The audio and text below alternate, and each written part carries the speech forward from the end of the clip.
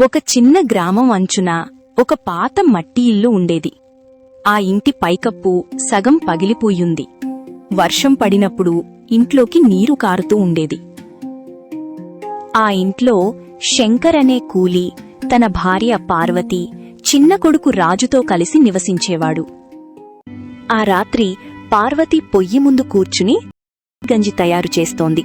ఇంట్లో కూరగాయలు ఏమీ లేవు, బియ్యం కూడా అయిపోయింది. చిన్నరాజు ఆకలితో తన తల్లి దగ్గరకు వచ్చి అడిగాడు, అమ్మా, భోజనం ఇంకా సిద్ధం కాలేదా? పార్వతి తన దుఃఖాన్ని దాచుకుని చిరునవ్వుతో ఇలా అంది, ఇంకొంచెం సేపు బాబూ, మీ నాన్న వచ్చాక మనం కలిసి భోజనం చేద్దాం. Raju looked towards the door. నాన్న ఎప్పుడు వస్తారు? ఇంకా పని ఉండొచ్చు బాబూ. కాని పార్వతి మనసులో భయం మొదలైంది. ఎందుకంటే ఇంత రాత్రంతా గడిచినా శంకర్ ఇంటికి రాలేదు. బయట వర్షం మరింత తీవ్రమవుతోంది. ఇంతలో దూరంగా కొంతమంది పరిగెడుతున్న శబ్దం ఆమెకు వినిపించింది. పార్వతి, పార్వతి! ఎవరో అరుస్తున్నారు. పార్వతి తలుపు తెరిచింది. అక్కడ ఇద్దరు గ్రామస్తులు వర్షపు నీటిలో తడిసి నిలబడి ఉన్నారు.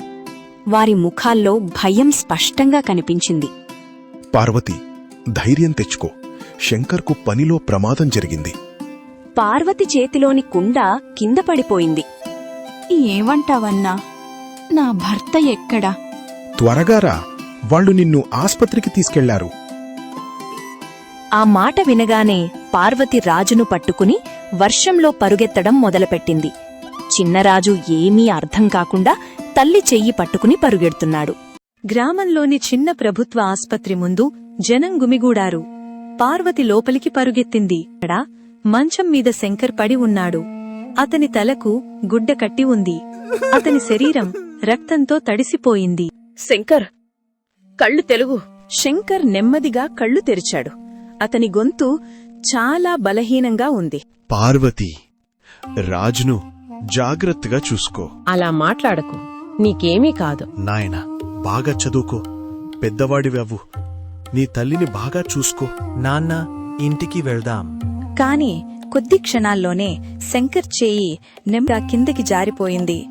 డాక్టర్ నిశ్శబ్దంగా తల అడ్డంగా ఊపాడు. ఇది విని పార్వతి గట్టిగా ఏడ్చింది. నన్ను ఎందుకు వదిలి వెళ్ళిపోయావు?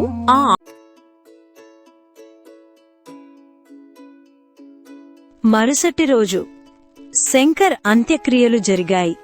రాజు దూరంగా నిలబడి అంతా చూశాడు. మరణమంటే ఏమిటో అతనికి అర్థం కాలేదు. కాని తన జీవితంలో ఏదో పెద్దది కోల్పోయానని మాత్రమే అతనికి తెలుసు. రోజులు గడిచాయి.